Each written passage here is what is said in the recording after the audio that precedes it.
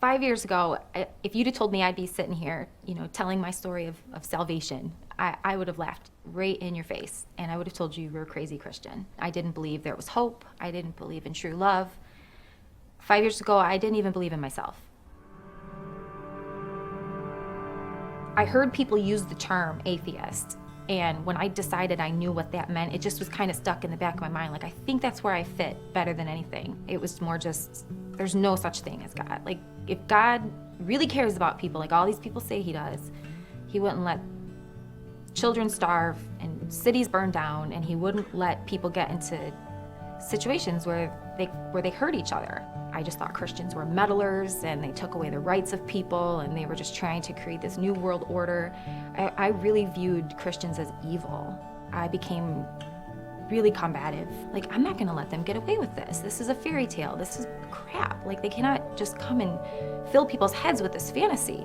I faced life feeling like every day should be awesome and it should be fun, but I did that with drinking and drugs and boyfriends. And if I died, I was buried. That was all I really believed.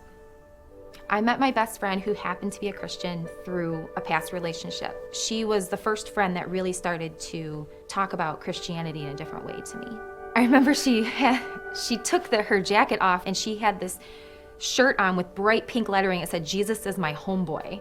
I was like, isn't that blasphemous? Can you really say that?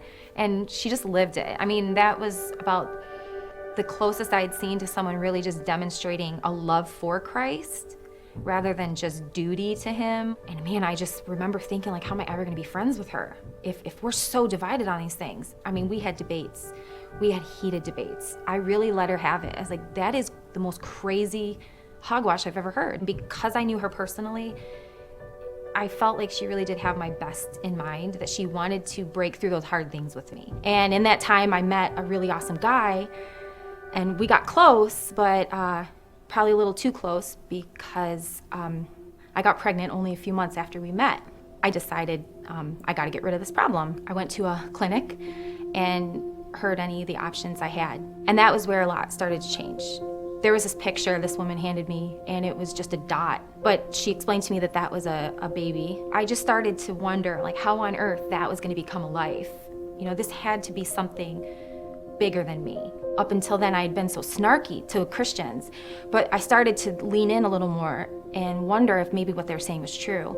My best friend had approached me. She basically said, I understand you're really struggling for answers right now. She says, I just want to tell you, like, what if you just gave Christianity a try? She says, because I go to church and I pray, and you'll never know until you know, but I can tell you there are answers. And she says, if you just gave it 1 month, just come to church, and then you can just say at least you tried. I realized she cares more about this faith than being a popular friend right now. That said a lot, because we had been through a lot. For some reason, it just felt like if I could just go, maybe I'll hear something, or at least I can just be alone for a little bit and think. I hid myself up in the balcony, and I actually owned a Bible from all my years of trying to disprove, and the worship team performed Canons by Phil Wickham. There were certain words I vividly, remember reading them on the screen for the first time and just thinking, wow, that's what I feel. Having been an atheist and believing in science, to read